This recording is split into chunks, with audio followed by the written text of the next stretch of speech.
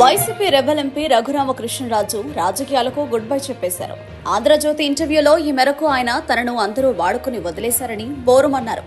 తాజాగా ఆయన ఏబిఎన్తో మాట్లాడుతూ తనకు ఏ రాజకీయ పార్టీ మద్దతు లేదని తెలిపారు.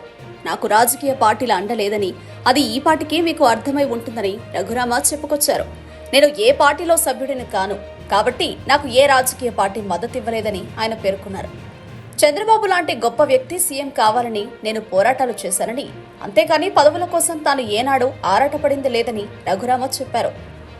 ఇటీవల టీడీపీ, బీజేపీలో చేరిన నాయకులు ఎవరూ కూడా ఏనాడు కనిపించింది లేదని, జగన్ గురించి వ్యతిరేకంగా మాట్లాడడం చూడలేదని, వారు ఎక్కడైనా జగన్ గురించి మాట్లాడింది చూపిస్తే తాను రాజకీయాల నుంచి తప్పుకుంటారని ప్రకటించారు. ఇంతమందికి టికెట్లు కేటాయించిన ఈ కూటమి తనకు సీటు కేటాయించకపోవడంపై రఘురామ ఆవేదన వ్యక్తం చేశారు. జగన్పై నేను చేసిన పోరాటాలే నాకు శాపంగా మారాయని ఆయన వ్యాఖ్యానించారు.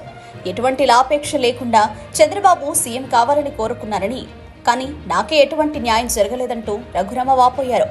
చంద్రబాబును జగన్ ముసలోడు అంటూ సంబోధించడాన్ని ఆయన తప్పుపట్టారు. ఇదిలా ఉంటే రఘురామకృష్ణరాజు రాజకీయాల నుంచి తప్పుకోబోతున్నట్లు ప్రకటించడం సంచలనమైంది. టీడీపీ అనుకూల మీడియాలో సైతం రఘురామకృష్ణరాజు రాజకీయాలకు గుడ్ బై చెప్పేశారంటూ వార్తలు వెలిశాయి. ఏ పార్టీ కూడా తనకు టికెట్ ఇవ్వడానికి ముందుకు రాకపోవడంతో ఆయన ఈ నిర్ణయం తీసుకున్నారని తెలుస్తోంది. టీడీపీ, జనసేన, బీజేపీ ఉమ్మడి అభ్యర్థిగా నరసాపురం బరిలో దిగాలని భావించిన రఘురామరాజుకు నిరాశ ఎదురైంది.